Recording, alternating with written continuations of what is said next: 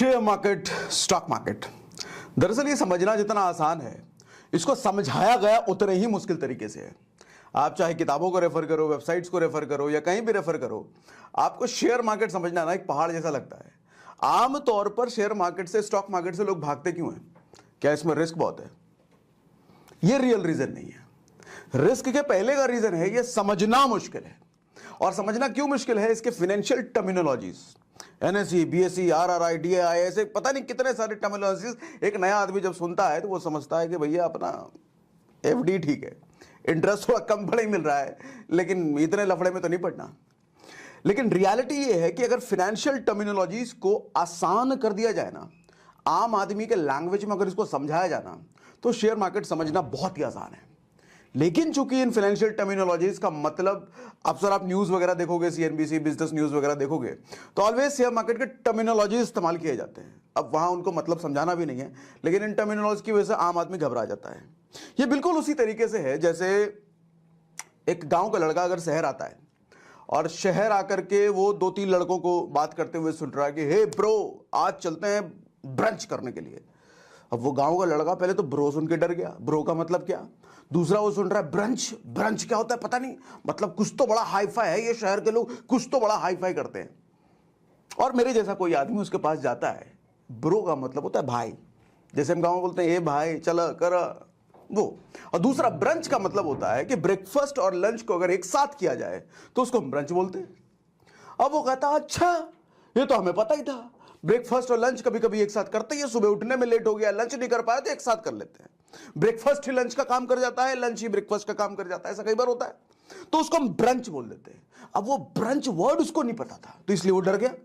इसी तरीके से भैया शेयर मार्केट, स्टॉक मार्केट ना है बहुत ही आसान, बस समझाने वाला कोई ऐसा बंदा हो जो फाइनेंशियल टर्मिनोलॉजीज को तोड़ करके आपको बता दे। तो मेरा मकसद बेसिकली आज स्टॉक मार्केट के बेसिक्स का ये सेशन लेने का यही है कि मैं इन फाइनेंशियल टर्मिनोलॉजीज का ताबड़तोड़ इधर तोड़ ताड़ करके आपको बेसिक्स बच्चों की तरह स्टॉक मार्केट कैसे समझा सकूं। तो आज के सेशन में हम बेसिक बात करेंगे। और मेरा मानना है कि आप अगर ये वीडियो देख रहे हो, ऑलरेडी आप एक्सपर्ट हो शेयर मार्केट के, तो आपको ये वीडियो देखने की बिल्कुल जरूरत नहीं है, बंद कीजिए और निकल जाइए। लेकिन आप अगर नए हो, आपको शेयर मार्केट के बेसिक समझ में नहीं आते, कंफ्यूज हो या अभी भी घुसे हो, तो ये वीडियो आपको 100% बहुत सारी चीजों में क्लियर कर देगा। ओके, सो आज का हम सेशन शुरू करने वाले हैं। ये बेसिकली ये सीरीज की तरह चलेगा। ये पार्ट 1 है, इसके बाद पार्ट 2 भी होगा, पार्ट 3 भी होगा। हम स्टॉक मार्केट के बेसिक्स की एक पूरी सीरीज आपको दे रहे हैं। क्या क्या चीजें हम इसमें डिस्कस करने वाले हैं, आपको स्क्रीन पे जो दिख रही है, शेयर क्या होता है, स्टॉक क्या होता है, मार्केट क्या होता है, इन तीनों वर्ड को मैंने तोड़ दिया। शेयर क्या होता है, मार्केट क्या होता है, स्टॉक क्या होता है, पर्पस ऑफ शेयर मार्केट क्या होता है, ये शेयर मार्केट है तो है क्यों, बनाया क्यों गया है, क्या भला है भैया। क्या एक फाइनेंशियल पर्सन यानी कि जिसका बैकग्राउंड सीए का है, अकाउंट्स का है, क्या वही शेयर मार्केट को समझ और इसमें इन्वेस्ट, ट्रेड, पैसा कमा सकता है? हम ये भी समझेंगे। कौन कंट्रोल करता है इसको, ये मार्केट अप डाउन कैसे होता है। हम सुनते हैं ना, शेयर मार्केट ऊपर चला गया, डाउन चला गया, सेंसेक्स, निफ्टी, ये सब का मतलब क्या है, कैसे ऊपर नीचे होता है भैया, ये हम समझने वाले हैं। और हम समझेंगे इसके साथ साथ कितना पैसा चाहिए होता है शेयर मार्केट से पैसा कमाने के लिए, कितना पैसा इन्वेस्ट करने की जरूरत होती है इनिशियली। इसके साथ साथ हम ये भी समझेंगे कि ट्रेडिंग और इन्वेस्टिंग होता क्या है। ट्रेडिंग और इन्वेस्टिंग ये वर्ड दोनों सेम है या अलग अलग है, ये भी समझेंगे। टर्मिनोलॉजीज भारी भरकम जो हमेशा डराने वाले होते हैं, बीएससी क्या होता है भैया, एनएससी क्या होता है, सेंसेक्स क्या होता है, निफ्टी क्या होता है, SEBI, index, bullish, bearish, equity, broker, operator, seller, demat, promoter, ये सब होता क्या है, ये सब समझेंगे हम।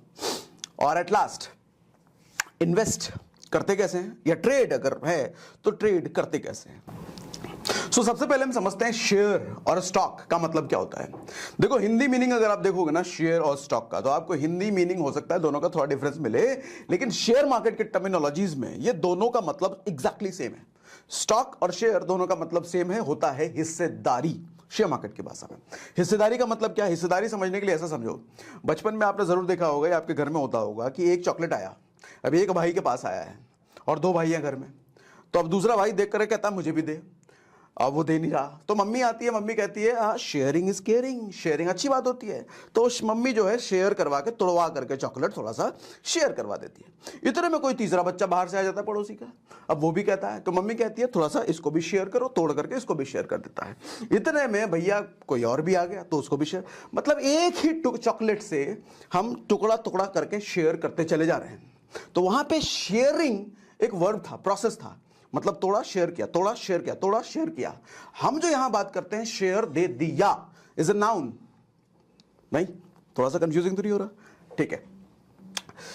तो कंपनी जब अपना शेयर किसी को दे रही है, यानी कि कंपनी जब अपना हिस्सेदारी किसी को देती है, और क्यों देती है वो भी समझाता हूं।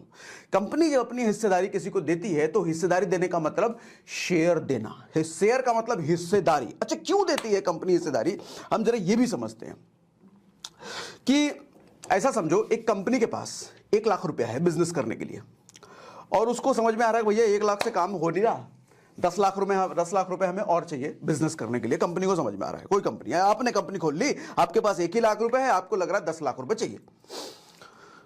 तो 2 तरीके हैं 10 लाख रुपए जमा करने के। एक तो लोन ले लो बैंक से, है ना। लोन लेने में प्रॉब्लम यह है कि आपका बिजनेस अगर ग्रो कर गया तो आप बैंक को ब्याज देने में आपको कोई दिक्कत नहीं, क्योंकि बैंक से लोन लेगो तो ब्याज तो देना पड़ेगा ना, इंटरेस्ट तो देना पड़ेगा। लेकिन आपका बिजनेस अगर डाउन हो गया, ग्रो नहीं किया, फिर भी आपको ब्याज देना पड़ेगा, इंटरेस्ट देना पड़ेगा। तो लोन लेने में यह दिक्कत है कंपनी को कि भैया धंधा बढ़े या ना बढ़े, धंधा चौपट हो जाए, इंटरेस्ट तो बैंक को देना ही पड़ेगा। तो क्या किया जाए जो सेफर साइड रहे, हाँ, धंधा बढ़ गया तो बढ़िया, धंधा ना बढ़ा तो हमें कोई लाइबिलिटी ना हो एक्स्ट्रा हमारे सर पे। तो उसका तरीका है हिस्सेदारी, शेयरिंग। अपनी हिस्सेदारी पब्लिक को बेच दी जाए, शेयर्स पब्लिक को बेच दिया जाए, शेयरिंग पब्लिक को बेच दिया जाए। अब मान लो 1000 शेयर बना दिया कंपनी ने और 100 रुपए के शेयर रख दिए, 100 रुपए का एक शेयर कर दिया, 1000 शेयर निकाल दिए। तो मार्केट से 100 रुपए करके 1000 लोग आ गए, तो भैया 10 लाख रुपए हो गया ना इकट्ठा, कंपनी की नीड पूरी हो गई ना। अब सवाल उठता है कि लोग वो शेयर 100 रुपए में खरीदेंगे क्यों, उसको समझो। वॉरेन बफे को जानते हो ना आप? वॉरेन बफे ने बहुत साल पहले एप्पल के इनिशियल डेज में 5.4% शेयर एप्पल का ले लिया था, ठीक है। और एप्पल के जो सीईओ हैं, एप्पल के सीईओ टिम कुक, वो टिम कुक की सैलरी लगभग 107 करोड़ सालाना है। कितनी है? 107 करोड़। और बहुत मेहनत करते हैं बेचारे, 12-15 घंटे खूब मेहनत करते हैं। वॉरेन बफे दूसरी तरफ कोई मेहनत नहीं करते एप्पल के लिए, क्योंकि उन्होंने शेयर लिया, एम्प्लॉय थोड़ी है, बिजनेस पार्टनर थोड़ी है, वो कुछ नहीं करते, बस शेयर लेके रखा हुआ है। आज के टाइम में टिम कुक 107 करोड़ सालाना कमा रहे हैं, लेकिन वॉरेन बफे की इनकम 1,70,000 करोड़ से ज्यादा। ये डेटा भी थोड़ा पुराना है, लेटेस्ट हो सकता है, बढ़ गया हो। 1,70,000 करोड़ सालाना वॉरेन बफे कमाते हैं एप्पल से, बिना एप्पल के अंदर काम किए। समझ आया? ये पावर होती है हिस्सेदारी खरीदने की। लेकिन अगर अच्छी कंपनी की हिस्सेदारी खरीदी है तो आपका पूरा प्रोडक्शन, पूरा प्रेडिक्शन, एनालिसिस, सब कुछ ये बता रहा है कि भैया ये कंपनी अच्छी है, या इन बंदों ने जो खोला है ये बंदे में दम है, ये कंपनी को ऊपर उठा देंगे। और आपने हिस्सेदारी खरीद ली तो कंपनी जब ऊपर उठती है तो आपका भर का मुनाफा होता है। कंपनी का क्या फायदा है? कंपनी का क्या फायदा है भैया? इनिशियल डेज में उसको पैसे मिल गए, फंड आ गए, बिना रिस्क के फंड आ गए, ठीक। कंपनी इससे इसलिए हिस्सेदारी बेचती है और लोग हिस्सेदारी उस कंपनी की खरीदते हैं। वही होता है शेयर को बेचना, वही होता है शेयर को खरीदना, ठीक है, क्लियर। अब क्वेश्चन ये आता है, इतना फायदा अगर एप्पल जैसी कंपनी अपने शेयर होल्डर्स को दे रही है, तो एप्पल की नीयत कल को खराब हो गई तो वो कहेगी मुझे नहीं देना शेयर होल्डर्स को, इतना सब पैसा मेरा। ऐसा कर सकती है क्या एप्पल? यानी कि इस प्रोसेस को कहते हैं शेयर डाइल्यूशन।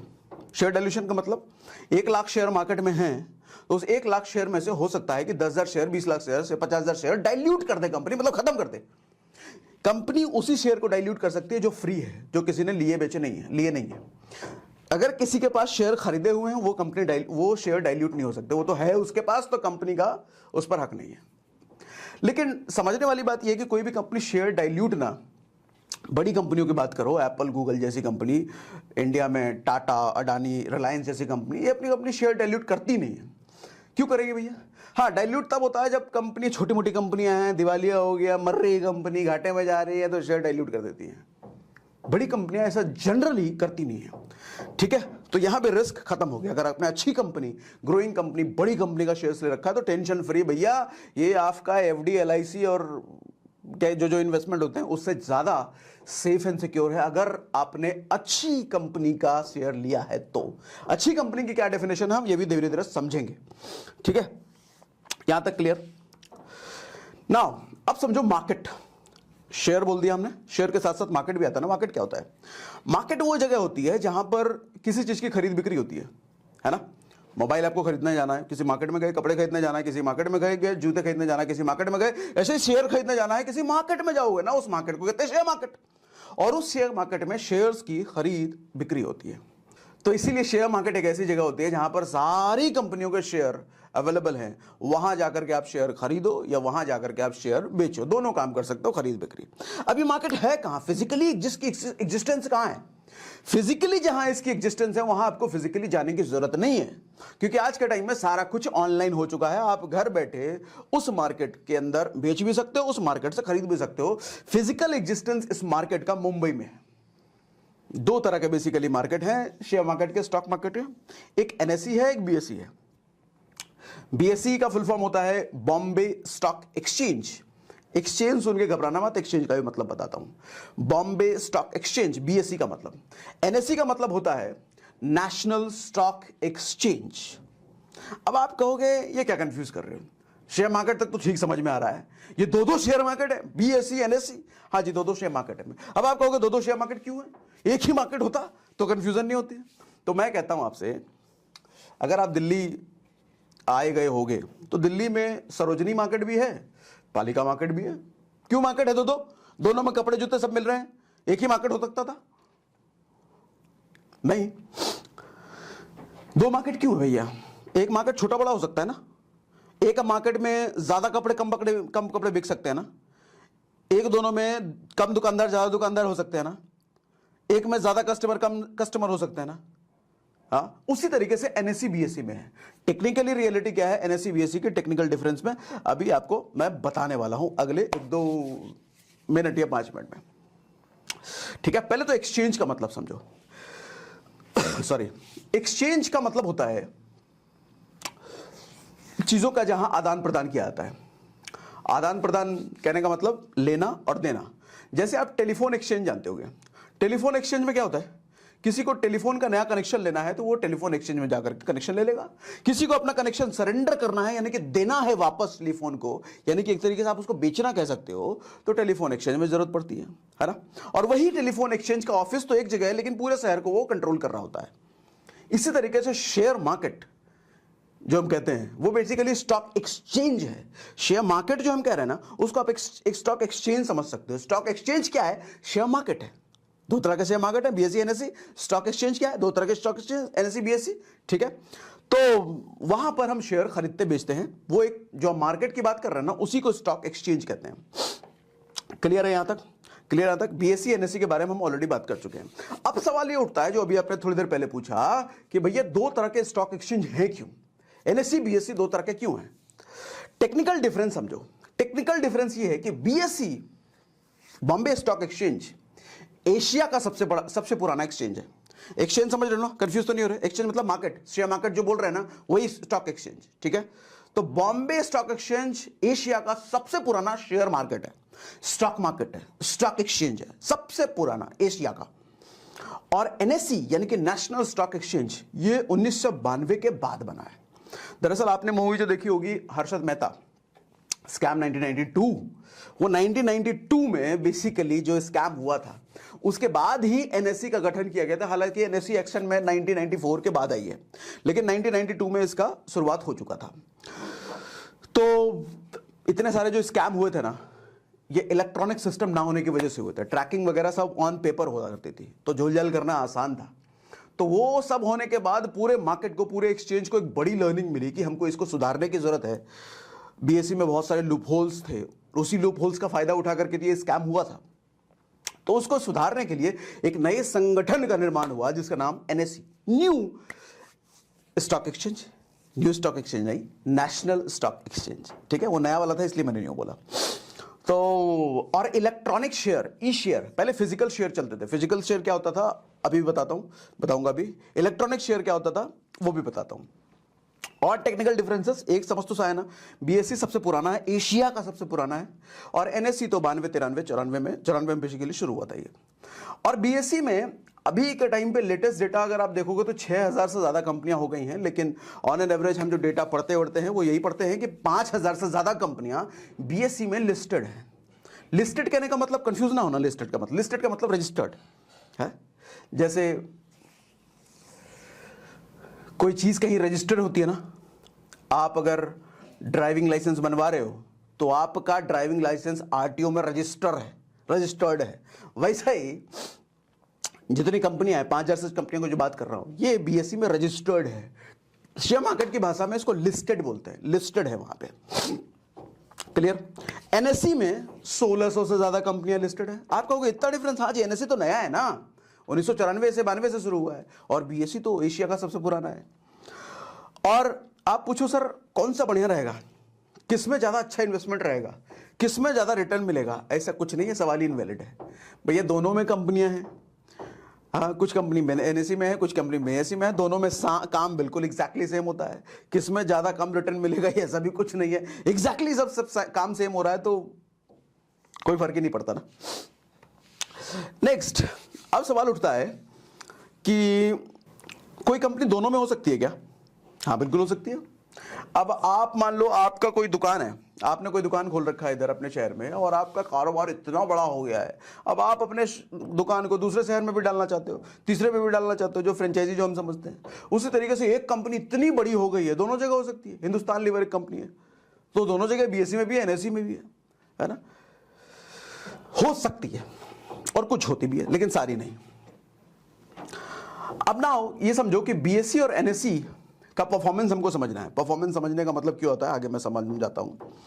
तो बीएससी और एनएससी, बीएससी में जैसे 5000 से ज्यादा कंपनियां, एनएससी में 1600 से ज्यादा कंपनियां हैं, तो एक पैरामीटर बनाया गया कि भैया बीएससी की परफॉर्मेंस अगर हमको समझनी है कि बीएससी बढ़िया परफॉर्म कर रहा है, बढ़िया परफॉर्म मतलब मार्केट अगर ऊपर जा रहा है, तो कैसे समझूंगा? 5000 कंपनियां बीएससी में, 5000 कंपनियां, ऐसा तो है नहीं कि 5000 कंपनियां एक साथ ऊपर जाएगी एक साथ डाउन होगी, ऐसा तो है नहीं। तो परफॉर्मेंस समझने के लिए इन्होंने क्या करा कि बीएससी से टॉप की जो 30 कंपनी है, टॉप की जो 30 कंपनियां हैं, मार्केट कैप के बेस पे, मार्केट कैप क्या होता है हम समझेंगे आगे, टॉप की 30 कंपनियां जो हैं उनको एक ग्रुप बनाया, ठीक है, और इस ग्रुप को इंडेक्स का नाम दिया, और इस इंडेक्स में सिर्फ 30 कंपनियों को रखा गया, टॉप की 30 कंपनियों को, ठीक है, और उसको इंडेक्स का नाम दिया। और इसी इंडेक्स को टेक्निकल भाषा में सेंसेक्स का नाम दिया। अब थोड़ी राहत मिलेगी आपको। सेंसेक्स बहुत सुना होगा आपने, आज सेंसेक्स 400 पॉइंट से ऊपर है, आज सेंसेक्स 200 पॉइंट से नीचे चला गया। सेंसेक्स क्या है? इंडेक्स का नाम है। किसके इंडेक्स का? बीएससी के इंडेक्स का नाम है। और इंडेक्स किस बला का नाम है? ग्रुप है भैया, 30 कंपनियों का ग्रुप है, बस और कुछ नहीं। वो 30 कंपनियों के ग्रुप को अपने इंडेक्स बोला, और इस इंडेक्स का टेक्निकल नाम सेंसेक्स बोल दिया। समझ रहे हो कितना आसान है? लेकिन टर्मिनोलॉजी ऐसी बताई जाती है तो आदमी हार्ट अटैक आ जाए, सेंसेक्स क्या है पता नहीं, वो छोड़ छोड़ से मगर नहीं, अरे कुछ नहीं, ग्रुप है। ओके, ऐसे ही एनएससी का, एनएससी में 50 कंपनी का ग्रुप बनाया गया। बीएससी में 30 और एनएससी में 50 कंपनियों का ग्रुप बनाया गया, और उस 50 कंपनियों का ग्रुप को इंडेक्स बोलते हैं, और उस इंडेक्स का टेक्निकल नाम निफ्टी है। आपने निफ्टी 50 सुना होगा, इसीलिए क्योंकि 50 टॉप कंपनियां हैं। अच्छा, अब क्या होता है कि ये 50 टॉप कंपनी, एनएससी का ये टॉप 50 कंपनी यानी कि निफ्टी डाउन जा रहा है। ये अब हम कब बोलेंगे? उस 50 कंपनियों में मैक्सिमम कंपनियां अगर गिर रही हैं, गिरने उठने का मतलब क्या होता है बताता हूं। गिर रही हैं तो एनएससी डाउन जा रही है। अच्छा, उन 50 कंपनियों में मैक्सिमम कंपनियां अगर उठ रही हैं, अच्छा शेयर चल रहा है, मार्केट अप चल रहा है, तो एनएससी अप चल रहा है। ऐसे ही सेंसेक्स डाउन कब बोलते हैं? उस 30 कंपनियों में, बीएससी के उस 30 कंपनियों ग्रुप में अगर डाउन जा रहा है तो मतलब बीएससी डाउन है।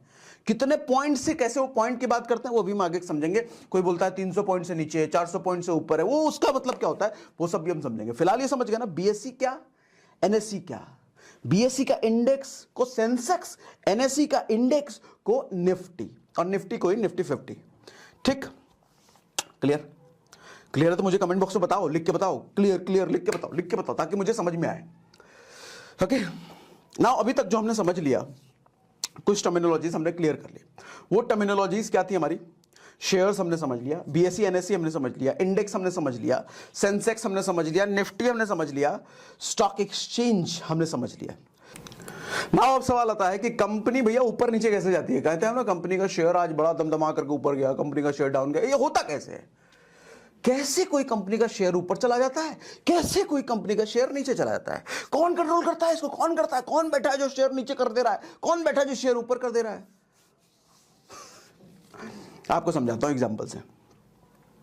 सिनेमा देखने गए होगे आप, जैसे दिल्ली एनसीआर मेट्रो सिटीज में तो मैंने नहीं देखा है, लेकिन छोटे शहरों में अक्सर हुआ करता था। अभी के टाइम पे होता है कि नहीं होता मुझे नहीं पता, लेकिन पहले के टाइम पे हुआ करता था। जैसे मुझे याद है, एक बार मैं अपने होम टाउन में, बिहार के भागलपुर शहर में गया था तेरे नाम मूवी देखने के लिए, सलमान खान की जो आई थी, और बहुत भीड़, एकदम ताबड़तोड़ भीड़। तो अब टिकट काउंटर से तो टिकट मिल ही नहीं रहा, हाँ, वो इतनी लंबी लाइन। तो क्या होता है वहां पे कि ब्लैक करने वाले आ जाते हैं, और ब्लैक करने वाले टिकट महंगा देंगे। 50 रुपए का टिकट वो 200 में देंगे, 300 में देंगे, और लोग खरीदते हैं तो 200 रुपए देकर के, 300 रुपए देकर के, अरे मुझे दे मुझे दे मुझे दे। ऐसा क्यों हो रहा है? और उस सिचुएशन में कई बार होता है कि टिकट से काउंटर पूरा सोल्ड, ब्लैक ईयर के पास ही सिर्फ मिल रहा है। और ब्लैक ईयर ज्यादा, अगर पता चला कि ब्लैक ईयर के पास 10 ही टिकट बचे हैं और 500 लोग हैं, तो 500, 1000 की भी टिकट बेच सकता है, और लेते भी हैं लोग। क्या हो रहा है यहां पर? डिमांड और सप्लाई का गेम नहीं लग रहा आपको? मतलब डिमांड इतनी ज्यादा है उस मूवी के टिकट की, इतनी ज्यादा है कि भैया कैशियर उस 50 रुपए के टिकट का 200 मांग रहा है, सॉरी ब्लैक ईयर उस 50 के टिकट का 200 मांग रहा है, और लोग दे भी रहे हैं। सप्लाई कम, डिमांड ज्यादा, तो चीज की प्राइस बढ़ गई, उस चीज की प्राइस बढ़ गई। ऐसा ही शेयर मार्केट में होता है। जब लोग खरीदे जा रहे हैं, खरीदे जा रहे हैं, खरीदे जा रहे हैं, खरीदे जा रहे हैं, तो सप्लाई कम होगी, डिमांड बढ़ी है ना, तो सप्लाई कम होगी, तो प्राइस भी बढ़ जाती है। प्राइस जब बढ़ती है तो मार्केट ऊपर की तरफ जाता है। मतलब ज्यादा पैसा आ रहा है ना मार्केट में, लोग खरीद रहे हैं तो पैसा दे रहे हैं ना। जब पैसा मार्केट में ज्यादा आ रहा है तो तक तक तक तक तक तक ऊपर। ऐसा ही आप फ्लाइट के एग्जांपल समझो। फ्लाइट की टिकट आप 3 महीने पहले लोगे ना, तो 3 महीने पहले आपको हो सकता है कि 3000 का मिल जाए टिकट। आप 1 महीने पहले लोगे तो 5-6 हजार का मिलेगा। 10 दिन पहले लोगे तो हो सकता है 10,000 का मिले, और 1 दिन पहले उसी फ्लाइट की टिकट आप लेने जाओगे तो हो सकता है कि 15,000, 20,000 का मिले। होता है ना ऐसा?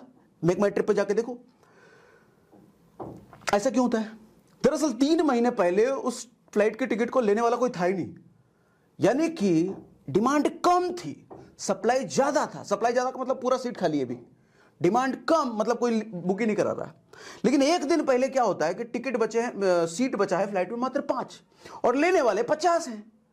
मतलब डिमांड बढ़ गई है, सप्लाई कम हो गया है, तो प्राइस बढ़ गई। उसी 3,000 की टिकट अब 15,000, 20,000 का बिक रहा है। डिमांड सप्लाई का पूरा खेल है भैया। मार्केट अगर ऊपर जा रहा है तो समझ लो डिमांड बढ़ रही है, सप्लाई घट रही है। जब डिमांड बढ़ेगा तो सप्लाई तो घटेगा ही। अब शेयर्स अनलिमिटेड तो है नहीं भैया। 1 लाख शेयर अगर रिलायंस के मार्केट में है, मान लो एग्जांपल ले रहा हूं, 1 लाख शेयर अगर हैं तो वही 1 लाख शेयर घूमेगा ना। ऐसा तो नहीं कि डिमांड बढ़ रहा है, रिलायंस बोले तो डिमांड बढ़ रहा है क्या 5 लाख और ला दो, ऐसा नहीं होने वाला। तो वही 1 लाख सब शेयर घूम रहा है। तो डिमांड जब बढ़ रही है तो सप्लाई घटेगी, प्राइस बढ़ेगा, मार्केट ऊपर जाएगा। लेकिन लोग ज्यादा बेचे जा रहे हैं, अपना पैसा वापस निकाल रहे हैं, तो मार्केट मतलब नीचे की तरफ जा रहा है। ठीक है, कौन कंट्रोल करता है? समझ आ गया ना? ये डिमांड सप्लाई का खेल है। जो इन्वेस्टर होते हैं, इन्वेस्टर मतलब हम बेच रहे हैं और हम खरीद रहे हैं, तो हम इन्वेस्टर हैं। इन्वेस्टर का मतलब सिर्फ पैसा लगाने वाला नहीं, जो बेच भी रहा है ना वो भी इन्वेस्टर ही कहलाएगा। मतलब जो भी, समझाता हूं आगे, इन्वेस्टर ट्रेडर में आता हूं तो समझाता हूं। ठीक है, हु कंट्रोल शेयर मार्केट? कौन कंट्रोल करता है पूरा मार्केट? दरअसल कंट्रोल जैसा वर्ड गलत है, हु रन शेयर मार्केट सही सवाल यह है कि चलाता कौन है इसको। तो मोटा मोटी अगर बताऊं तो बीएसई एनएसई आप मान सकते हो। वैसे सीडीएसएल का रोल आता है, वो बाद में बताऊंगा, लेकिन मोटा मोटी आप समझो कि एनएसई बीएसई चलाता है इसको। ठीक है, एनएसई बीएसई 2 शेयर मार्केट हैं, जो मार्केट हैं वहीं तो सारा खेल हो रहा है मोटा मोटी। हम डेप्थ में जाएंगे तो और नई चीजें निकल के आएंगे, लेकिन मोटा मोटी यही समझो कि एनएसई बीएसई। और इन सब के ऊपर जो इनके दादाजी बैठे हैं वो सेबी बैठा है, SEBI, सेबी। सेबी का मतलब होता है securities and exchange board of India. Exchange का वर्ड आपको पता होगा, बोर्ड ऑफ इंडिया का मतलब आपको पता होगा। सिक्योरिटीज सुन के आप थोड़ा सा डरे होगे, भैया सिक्योरिटीज कहां से आ गया, सिक्योरिटी गार्ड देती है क्या? नहीं, सिक्योरिटी गार्ड नहीं देती है। सिक्योरिटीज का मतलब हम आगे समझेंगे, ठीक। फिलहाल ये समझो कि सेबी का मतलब securities and exchange board of India. अच्छा, सेबी क्या है, मोटा मोटी ये समझो। सेबी बेसिकली रूल्स बनाती है। इन्वेस्टर्स के साथ बहुत टाइम पे धांधली बहुत गलत होता था, तो सेबी पिक्चर में आई, बोली कि मैं अब रूल बनाऊंगी सबके लिए। जैसे रिसेंटली प्रॉपर्टी के लिए रेरा आया, प्रॉपर्टी में कई सारे घपले होते थे, बायर्स के साथ बड़ा नुकसान होता था, फ्लैट मिलता ही नहीं था, तो रेरा आया, अपने नियम कानून बनाए, जो प्रॉपर्टी बेचने वाला है उस नियम कानून को फॉलो करना पड़ेगा। इस तरीके से बैंक्स में आरबीआई के बिना किसी भी बैंक में पत्ता नहीं हिल सकता, आरबीआई के रूल चलेंगे। इसी तरीके से आईआरडीए, इंश्योरेंस कितनी भी कंपनियां है भैया, आईआरडीए के रूल्स को फॉलो करना पड़ेगा। इसी तरीके से स्टॉक मार्केट में सेबी का रूल चलता है। सेबी के बिना, सेबी के मर्जी के बिना एक पत्ता नहीं हिल सकता, ठीक। सेबी प्रोटेक्ट करने के लिए है इन्वेस्टर्स को। क्लियर? इतना क्लियर हो रहा है? कमेंट बॉक्स में लिख के बताओ यस क्लियर हो रहा है। लिखो यस, लिखो यस, लिखो यस, जल्दी लिखो। लिखे कि नहीं लिखे? अरे जल्दी लिखो, तब पढ़ूंगा मैं आगे। यस लिखो, लिख दिए? ठीक है, चलो आगे बढ़ते हैं। अब स्टॉक मार्केट में होते कौन कौन है? जैसे आपके घर में पापा, मम्मी, भाई, बहन, भाभी, ये सब हो सकते हैं। इस तरीके से शेयर मार्केट में कौन कौन प्लेयर्स होते हैं? मोटा मोटी प्लेयर समझो, होते बहुत सारे प्लेयर हैं, लेकिन मोटा मोटी समझने के लिए शुरुआत में समझो, इन्वेस्टर और ट्रेडर सबसे पहले होते हैं। इन्वेस्टर और ट्रेडर में फर्क क्या होता है? इन्वेस्टर का मतलब होता है लॉन्ग टर्म इन्वेस्टर, यानी कि इन्वेस्टर का मतलब बेसिकली शॉर्ट टर्म भी होते हैं, लॉन्ग टर्म भी होते हैं। शॉर्ट टर्म इन्वेस्टर उनको बोलते हैं जो 3 महीने के आसपास की इन्वेस्टमेंट करते हैं ना, अभी पैसा डाला, 3 महीने बाद रिटर्न को चाहिए, 3 महीने बाद निकाल दिया, शेयर बेच दिया, तो उनको शॉर्ट टर्म बोला। 1 साल से ऊपर कोई अगर करता है तो 1 साल के बाद छोड़ दिया शेयर खरीद के, तो उसको लॉन्ग टर्म इन्वेस्टर बोलते हैं। लेकिन ट्रेडर कौन होता है? डेली बेसिस पे। डेली बेसिस पे अगर वो खरीद बिक्री कर रहा है, या 2-4 दिन बाद भी खरीद बिक्री कर रहा है, आज खरीदा 3 दिन बाद बेच दिया, क्या वैसा वाले को ट्रेडर बोलते हैं। ट्रेडर मतलब फ्रीक्वेंट, डेली जो खरीद बिक्री करता है उसको इंट्राडे ट्रेडर बोलते हैं। इंट्राडे मतलब 1 दिन के अंदर, हाँ ठीक है, जो 3-4 दिन के अंदर करेगा उसको हम ट्रेडर बोल रहे हैं, इंट्राडे नहीं बोलेंगे, उसको ट्रेडर बोलेंगे। और इन्वेस्टर किसको बोलेंगे? जो 3 महीने से ज्यादा या 1 साल से ज्यादा, 3 महीने वाले को शॉर्ट टर्म, 1 साल वाले को लॉन्ग टर्म, ठीक। तो ट्रेडर और इन्वेस्टर होते हैं मार्केट में। अच्छा, ट्रेडर और इन्वेस्टर में भी कई कैटेगरीज हैं। सबसे नंबर 1 कैटेगरी आती है, नंबर 1 कहने का मतलब सबसे पहली जो कैटेगरी है वो रिटेल इन्वेस्टर्स की है। रिटेल इन्वेस्टर्स, अच्छा न्यूज में आप देखोगे ना, कई बार आपको रिटेल इन्वेस्टर RII बोला जाएगा। RII पूरा होता है बेसिकली RII, तो मतलब रिटेल इंडिविजुअल इन्वेस्टर। इसका मतलब होता है हम और आप, जो 5,000, 10,000, 15,000, लाख, 1.5 लाख, 2 लाख, 5 लाख, 10 लाख में खेलते हैं, वो रिटेल इन्वेस्टर हुए। दूसरा होता है हाई नेटवर्थ इन्वेस्टर। न्यूज में इसको बोलेंगे HNI आ गया। HNI, अरे आम आदमी डर जा रहे, सारा टर्मिनोलॉजीज ना फिनेंस मार्केट को, शेयर मार्केट को लोगों के लिए डरा के रखा है। टर्मिनोलॉजीज, मैं आ गया अब टर्मिनोलॉजीज आसान करके बताने के लिए। एक एक टर्मिनोलॉजीज को तोड़ तोड़ करके आम आदमी की भाषा में बताने वाला हूं पूरी सीरीज में, ठीक है। हाई नेटवर्थ इन्वेस्टर्स कौन होते हैं? जो बड़ी पार्टी होते हैं, मोटा, जो करोड़ों में 10 करोड़, 20 करोड़, 100 करोड़, 1000 करोड़, 500 करोड़ लेकर के बैठे हैं, लेकर के आए वो। तीसरा होता है डोमेस्टिक इंस्टीट्यूशनल इन्वेस्टर, DII। भारी भरकम सब लग रहा है, domestic individual investors, oh my God, sorry, domestic institutional investor. Domestic का मतलब देसी, इंस्टीट्यूशनल मतलब कोई कंपनी अपने टाइप लग रहा है, और इन्वेस्टर का मतलब इन्वेस्टर। तो इसका मतलब देसी कंपनियां, नेशनल इंडियन कंपनियां, जैसे बैंक जो इतना पैसा कमाती है लोन के थ्रू, FDs के थ्रू, आपके सेविंग अकाउंट में पैसे रखे को, पैसा जो आता है उनके पास, कहाँ इन्वेस्ट करते हैं? क्या लगता है आपको? रख देती है अपने पास स्टॉक मार्केट में। देखो स्टॉक मार्केट क्या है मालूम? समुंदर है, और जितनी कंपनियां हैं ना, बैंक हो गई या आपका LIC इंश्योरेंस वगैरह कोई कंपनियां होंगी, ये म्यूचुअल फंड की कंपनियां, सब नदियां हैं। इन सारे का पैसा फाइनली आकर के गिरना है स्टॉक मार्केट में। स्टॉक मार्केट में ही कंपाउंड करने के लिए आता है। आपको जो लगता है ना, नहीं मैं स्टॉक मार्केट में नहीं, मैं तो FD कर लूंगा, भैया FD आपका पैसा भी स्टॉक मार्केट में ही गिरेगा। आप बोलोगे नहीं मैं तो ये नहीं बोलूंगा, जो कंपनी में जो भी करते हो सबका पैसा स्टॉक मार्केट में गिरना है। अंत हर कंपनी का बिजनेस का स्टॉक मार्केट ही है, यही आके गिरना है, इसके बाहर कुछ नहीं है। यही समंदर है, यही सागर है, समझ लो, ठीक। तो बैंकों का पैसा, इंश्योरेंस कंपनियों का पैसा, म्यूचुअल फंड का पैसा, सब यहाँ के गिरता है। उन्हीं लोगों को कहते हैं डोमेस्टिक इंस्टीट्यूशनल इन्वेस्टर, DII, आप टर्मिनोलॉजी सुनोगे न्यूज वगैरह में। नेक्स्ट इन्वेस्टर्स होते हैं फॉरेन इंस्टीट्यूशनल इन्वेस्टर, FII बोलते हैं इनको, मतलब बाहर के इन्वेस्टर, विदेशी।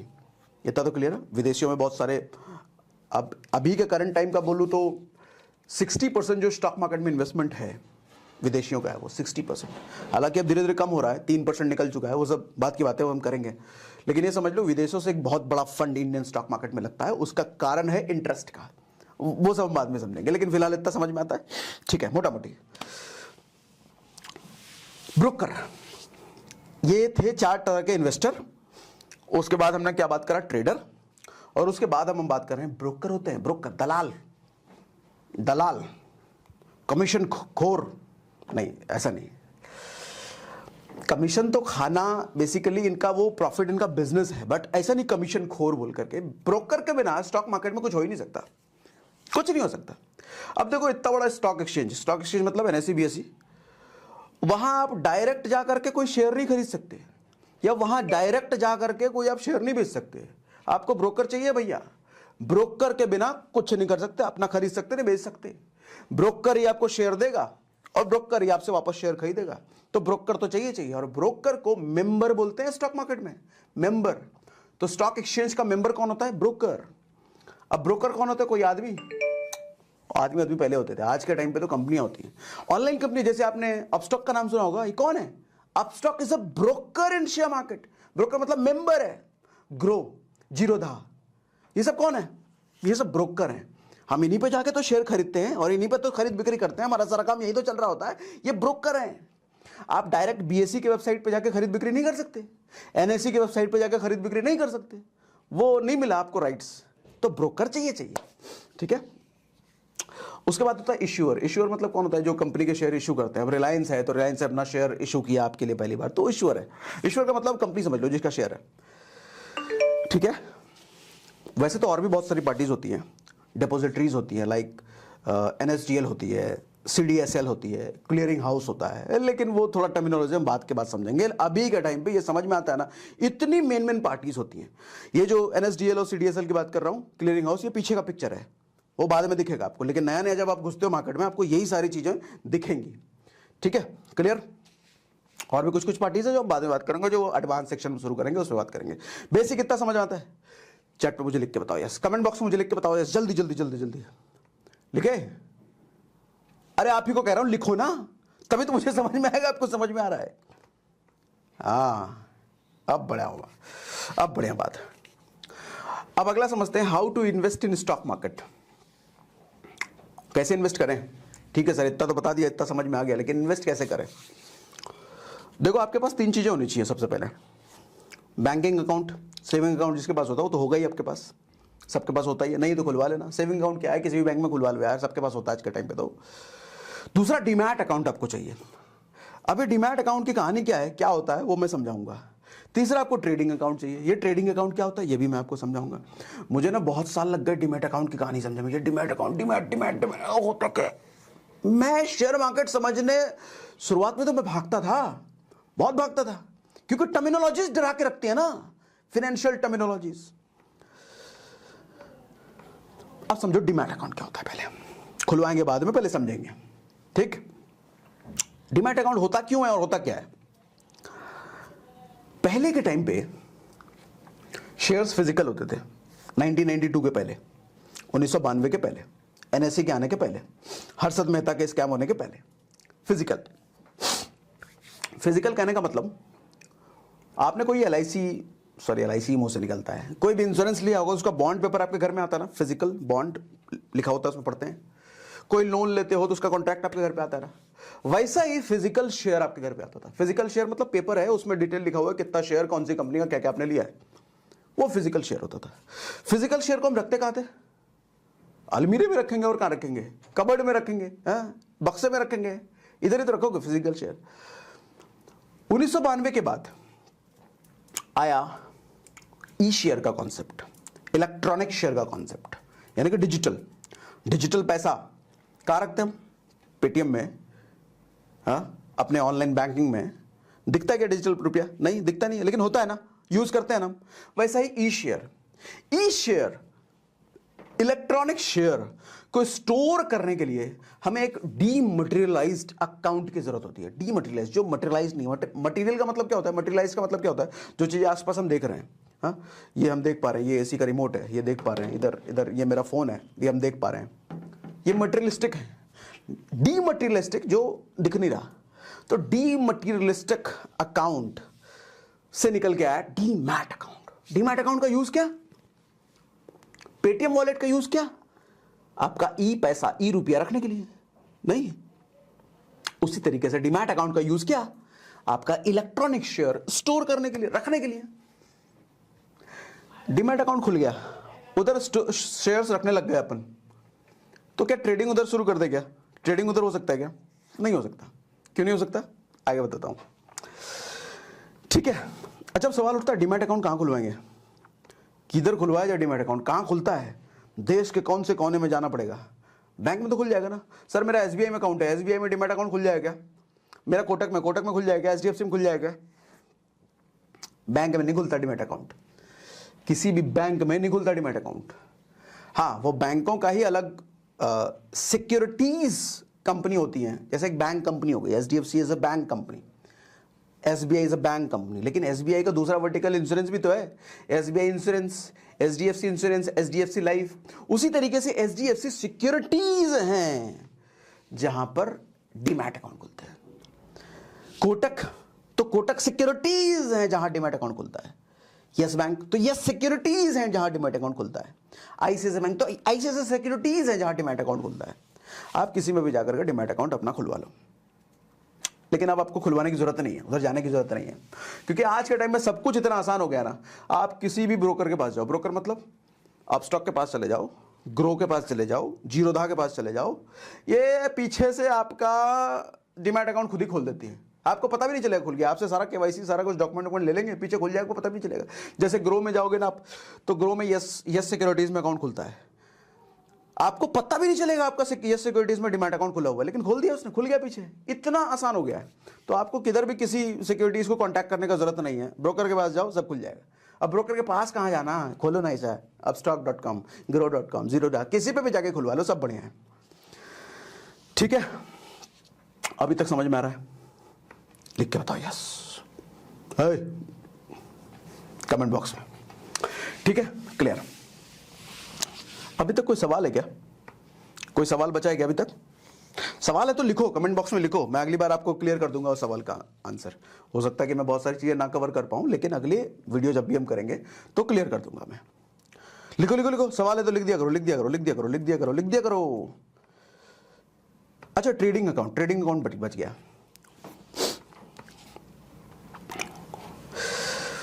स्क्रीन पे आपको देखो दिख रहा है बैंकर, ब्रोकर और डीमैट। बैंक, ब्रोकर और डीमैट। बैंक मतलब सेविंग बैंक, सेविंग अकाउंट वाला बैंक।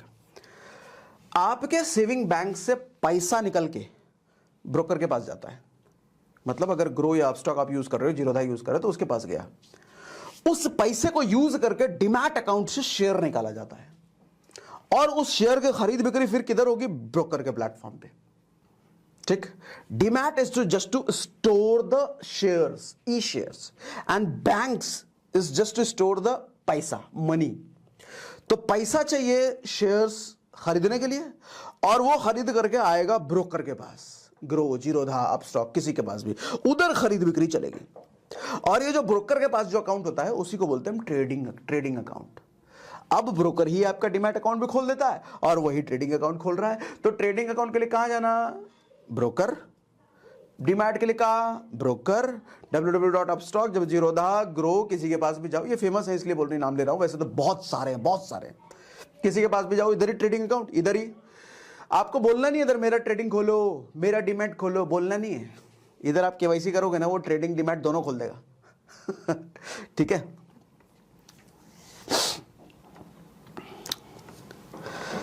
क्लियर। बाय सेल करने के लिए आपको ब्रोकर की जरूरत पड़ती है। Stock exchange, NSE, BSE direct नहीं करेगा, ब्रोकर तो चाहिए आपको। ठीक है ना। अब समराइज कर लेते हैं थोड़ा। समरी टू ट्रेड और इन्वेस्ट, किसी भी ब्रोकर पे जाकर रजिस्टर करो, सेविंग आपके पास होगा ही, ब्रोकर पास रजिस्टर करोगे, ट्रेडिंग अकाउंट, डीमैट अकाउंट दोनों उधर खुल देगा। अब हम नेक्स्ट सेशन में काफी चीजें बात करने वाले हैं, बहुत सारी चीजें नेक्स्ट सेशन में, नेक्स्ट पार्ट में हम करने वाले हैं। तो आपको अगर ये वीडियो अच्छा लगा ना, ये सेशन अगर अच्छा लगा, तो मुझे आपका फीडबैक जरूर चाहिए। आप अगर यहां तक देख चुके हो इस सेशन को, तो आपका फीडबैक जरूर चाहिए। फीडबैक का मीडियम है, आप लोगों को शेयर करके बता सकते हो, मुझे पता चलेगा आपने शेयर किया है। आप कमेंट करके बता सकते हो, और आप लाइक का बटन दबा सकते हो, मुझे पता चलेगा। देखो, फर्स्ट टाइम मैं आपको शेयर मार्केट की नॉलेज दे रहा हूं, और जिस तरीके से मैंने टुकड़ों में सीखा ना, बड़ी मुश्किल से सीखा ना, मैं वो नहीं चाहता कि आप उतना मुश्किल फेस करो। आसान में फाइनेंशियल टर्मिनोलॉजीज जो डरा करके रखते हैं ना, उसको आसान करके तोड़ करके आपको देना चाहता हूं। तो मुझे आपसे फीडबैक चाहिए कि आपको कितना समझ में आया, कितना मैं आपको समझा पाया। और ये आप मुझे फीडबैक अपने कमेंट बॉक्स और लाइक बटन से दे सकते हो, ताकि मुझे समझ में आए कि यस, मैं समझा पा रहा हूं, तो मैं आपको और वीडियोस दूं, ओके, और सेशंस दूं, और प्रैक्टिकल सेशंस दूं। ओके, सो आज के सेशन में इतना ही। सेकेंड पार्ट में इसको हम कंटिन्यू करेंगे, आगे बहुत कुछ सीखेंगे, equity, up trend, down trend, कैसे इन्वेस्ट करना है, एक एक चीज प्रैक्टिकल करके दिखाने वाला हूं मैं आपको।